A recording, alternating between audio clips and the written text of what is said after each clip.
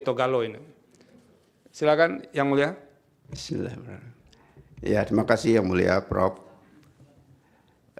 Selaku Ketua Majelis Yang Mulia Prof. Saldi Isra dan juga Yang Mulia anggota panel Yang Mulia Prof. Adis Kadir selaku anggota panel. Dan juga Assalamualaikum warahmatullahi wabarakatuh. Para kuasa, para pemohon,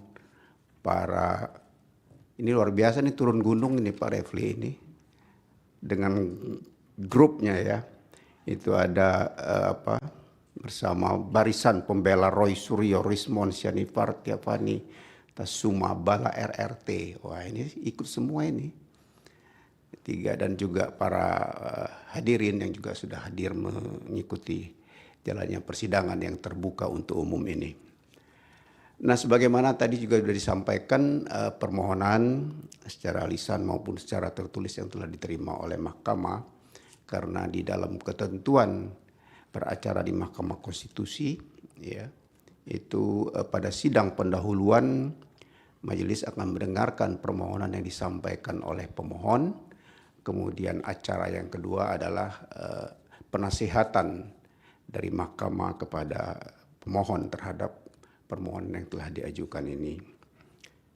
Sudah banyak tadi disampaikan permohonannya ini, cuma memang karena ini kewajiban ya untuk memberikan penasihatan ini, ada beberapa hal yang mungkin bisa saya tambahkan atau juga meluruskan, bisa jadi juga mungkin nanti menjadi bahan perbaikan untuk kemudian setelah ini diajukan perbaikannya yang lebih baik lagi.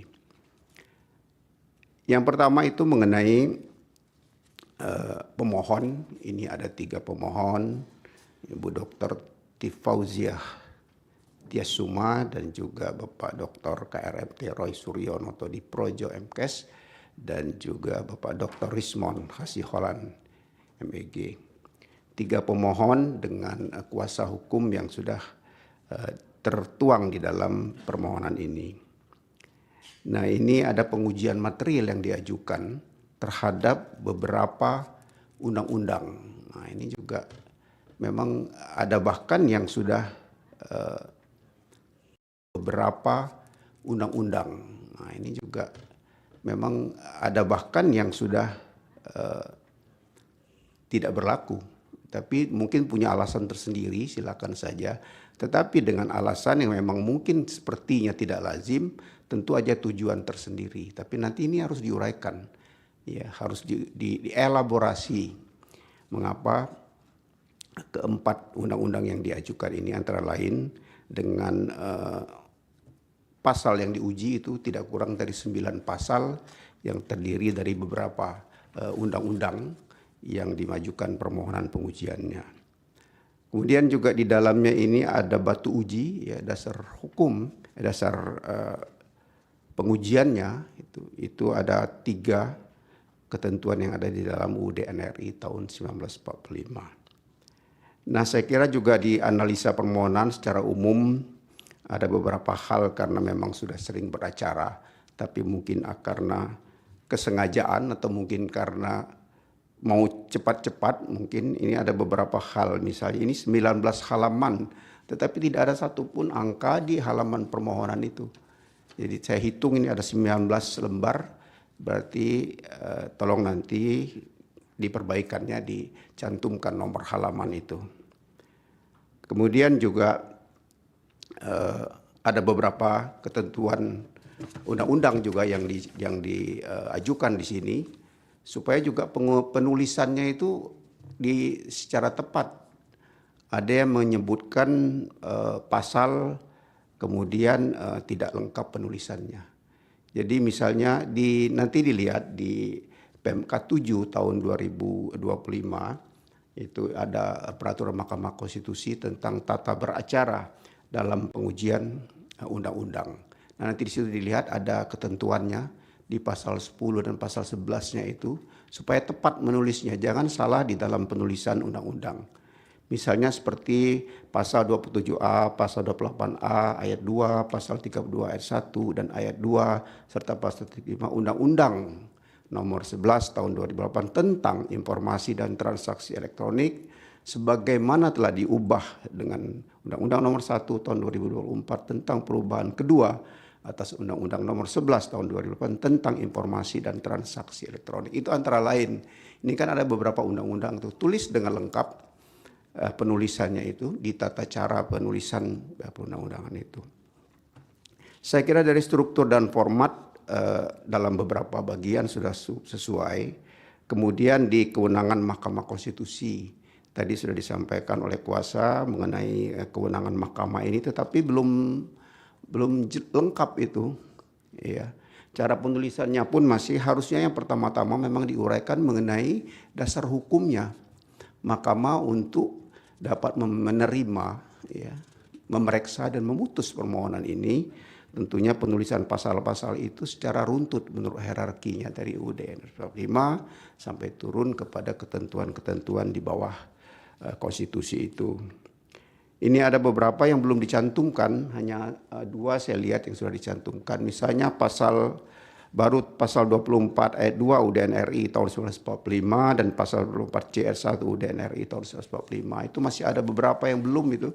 Dan pasal 10 ayat 1 Undang-Undang Mahkamah Konstitusi. Dan itu pun penulisannya tidak lengkap. Masih ada pasal 29 ayat 1 Undang-Undang Kekuasaan Kehakiman, ini juga penting. Ya, belum tercantum. Pasal 9 ayat 1 Undang-Undang Pembentukan Peraturan Perundang-undangan juga belum dicantumkan. Pasal 2 ayat 4 PMK Peraturan Mahkamah Konstitusi yang lama, ya, dituliskan di sini yang lama. Padahal kita sudah punya yang baru, PMK 2 2021 itu telah diperbarui dengan PMK 7 tahun 2025 dengan judul yang sama. Nah, ini saya kira harus diperbaiki penulisannya dan juga urut-urutannya yang belum. Dan di bagian kewenangan juga perlu saudara uraikan, ada beberapa uraian lah tentang misalnya tentang matriknya, kemudian tentang uji normanya, kemudian juga kalau seandainya ini kan ada pasal-pasal juga yang sudah pernah diajukan hampir mirip, ya, mungkin supaya tidak nebis idem. Saya kira Pak Refli udah jagonya yang gini-gini. Memang sengaja mungkin tunggu perbaikan ini kayak jadi sepertinya. Baik, dan kemudian di legal standing ini juga penting sekali karena ada 3 pemohon yang tadi sebagai warga negara Indonesia, kemudian juga ada beberapa pasal memang sudah diuraikan di dalam kedudukan hukum ini, tetapi masih kurang dielaborasi. Belum tampak terlihat hubungan kausalitas ya antara pasal yang berlaku itu, ya mengapa dia bertentangan dengan hak konstitusional yang ada di dalam UUD RI 1945 itu yang dianggap merugikan hak konstitusional pemohon. Apakah itu kerugiannya itu faktual atau berpotensi atau potensial sewaktu-waktu akan kemudian menimbulkan kerugian dengan berlakunya pasal itu. Nah, ini yang belum dielaborasi lebih panjang, apalagi ini juga ada pasal yang di undang-undang yang lama. Nah, itu perlu penjelasan yang cukup panjang juga itu dielaborasi, begitupun dengan pasal-pasal yang lain. Karena kan di sini menyebutkan bahwa selain daripada pemohon itu semua adalah warga negara Indonesia, dan disebutkan juga di sini fokus kegiatannya, kemudian juga kaitan dengan aktivitas yang pernah dilakukan, profesi, pegiat demokrasi atau peneliti, ini juga harus dihubungkan satu sama lain supaya terlihat hubungan kausal perbannya itu, bahwa betul-betul pemohon ini memiliki ya kedudukan hukum, legal standing, dan itu harus dielaborasi lebih luas. Semakin banyak norma batu uji dan pasal yang diuji dengan batu uji yang menjadi dasar pengujian itu dicantumkan dalam permohonan ini, semakin banyak juga uraiannya tentunya. Nah, ini mungkin bisa nanti lebih fokus, lebih dipertajam prinsip-prinsip yang menjadi kerugian konstitusional itu antara lain. Nah, sehingga bisa menjadi lebih jelas dan terang, ya.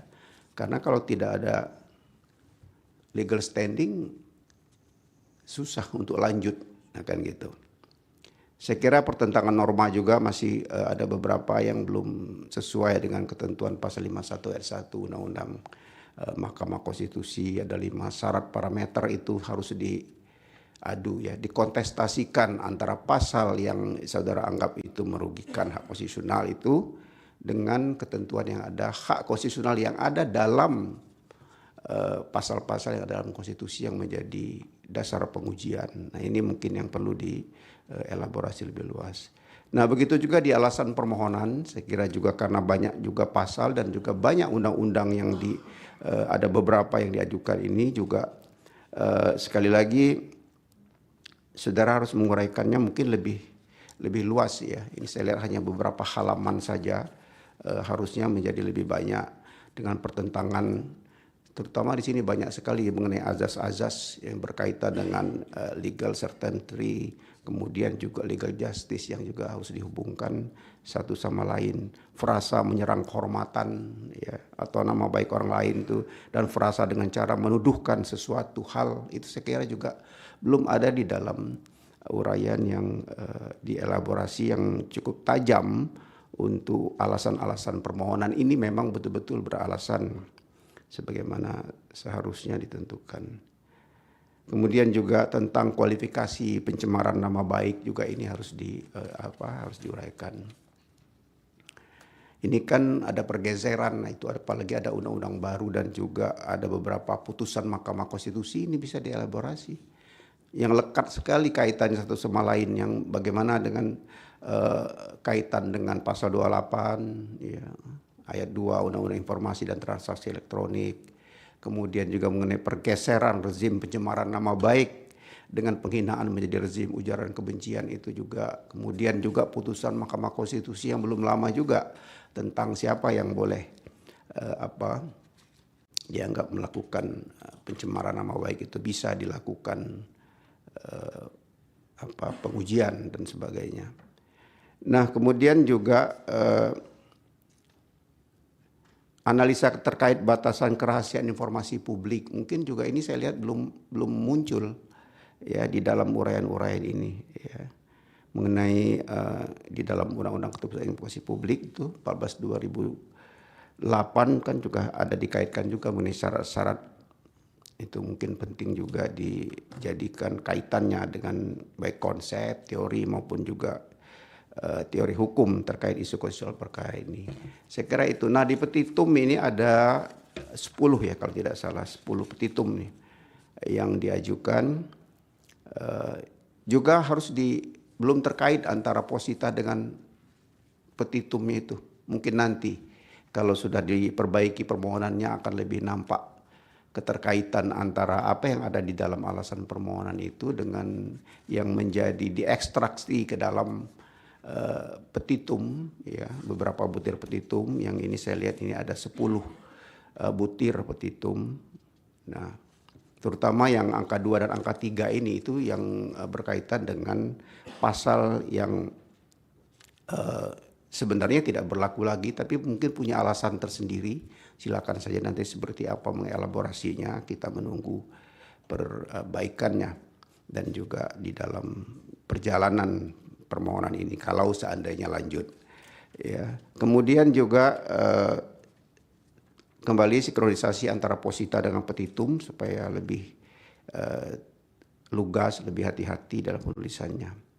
Dan juga lihat PMK 7 2025 di laman Mahkamah Konstitusi ada supaya lebih tepat ya di dalam penulisan, kemudian juga menentukan pasal-pasal yang dipilih itu. Karena acaranya semua ada di sana.